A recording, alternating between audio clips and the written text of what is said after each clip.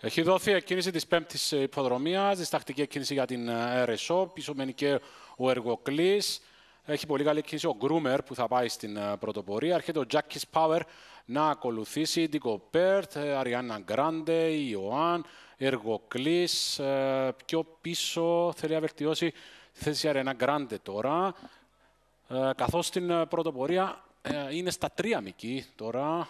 Ο Τζάκης Πάουερ εξωτερικά, ο Εργοκλής θέλει να βελτιώσει τη θέση του. Η Αριάννα Γκράντε επίσης είναι Ντίκο Πέρτ. Ο Ιωάνν στην εσωτερική πίσω είναι και το φαβορί στο σημείο αυτό η Φυσούνα. Καθώς ο Τζάκης Πάουερ είναι στα 2-3 μύκη. Από την Ντίκο Πέρτ που κάνει τώρα την εμφάνισή της, να και ο καπετάν Βαγγέλης. Ο Εργοκλής εξωτερικά, Ιωάνν περιμένει στην εσωτερική. Κάνει επίθεση η Ντίκο Πέρτ και θέλει να περάσει στην πρωτοπορία από τον καπετάν Βαγγέλη. Πιο μέσα ο Ιωάνν θα ψάξει περάσματα. Πιο έξω ο Εργοκλής και η Ερεσός που κάνει ανέβασμα. Με τον Ιωάνν να βρίσκει περάσματα και να θέλει να περάσει αυτός τώρα στην πρωτοπορία. Η Ντίκο Πέρτ, να και η Ερεσός στην εξωτερική που κάνει το ανέβασμα της και φαίνεται ότι είναι καλό και φαίνεται να είναι δυνατή. Η Ερεσός θέλει να περάσει με τον καπετάν Βαγγέλη τώρα.